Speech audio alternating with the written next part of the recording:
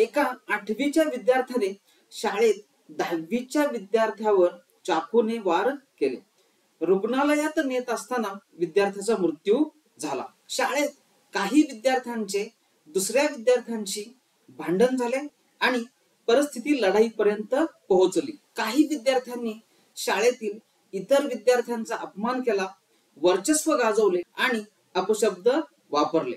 या आणि अशाच प्रकारच्या अनेक बातम्या टीव्ही न्यूज चॅनल आणि न्यूज पेपर मध्ये सध्या दिसत आहेत. विषयाची गांभीर्यता पाहून मी इतर विषयांपेक्षा या विषयाला प्राधान्य दिले आणि तुमच्यासाठी हा व्हिडिओ बनवलेला आहे.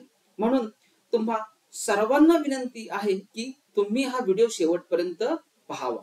नमस्कार मित्रांनो, मी प्रवीण कुलकर्णी आणि कुलकर्णी कन्सल्टन्सीच्या नॉलेज सेंटर मध्ये तुम्हा सर्वांचे स्वागत आहे. या समस्येचे मुख्य कारण शोधल्यानंतर आपल्याला कळते की लहानपणी मोबाईल देणे किंवा तो उपलब्ध असणे, वाईट आणि अयोग्य माहिती असलेले व्हिडिओ आणि रील्स पाहणे, हिंसाचारावर, अपमानावर आणि अपशब्दावर आधारित चित्रपट, व्हिडिओ, मालिका आणि रील्स, समाजात घडणाऱ्या वाईट घटना, लोकांमध्ये चांगली विचारसरणी नसणे, पैशाची, सत्तेची ताकद, त्याचा गैरवापर, आयुष्याबद्दलच्या चुकीच्या कल्पना, व्यसने आणि सहज उपलब्ध होणाऱ्या व्यसनाधीन गोष्टी आणि इतर अशी अनेक कारणे की जी मुलांच्या मनावर विपरीत परिणाम करत आहेत.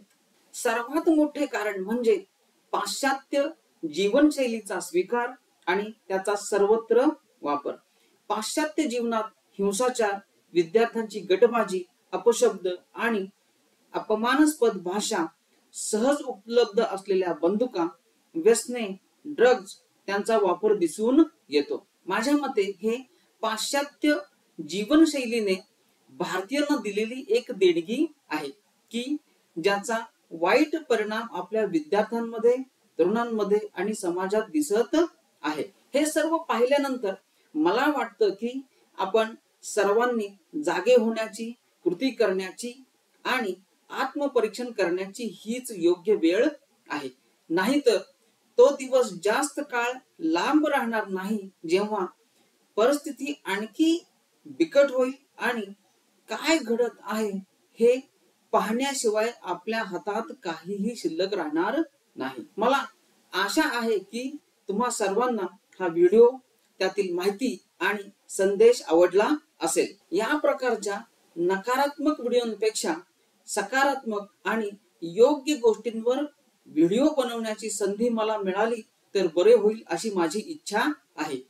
मला माहित आहे की भविष्यात परिस्थिती बदलेल आणि ती संधी मला नक्कीच मिळेल. तुर्तास इथेच थांबतो. पाहत रहा नॉलेज सेंटर. धन्यवाद.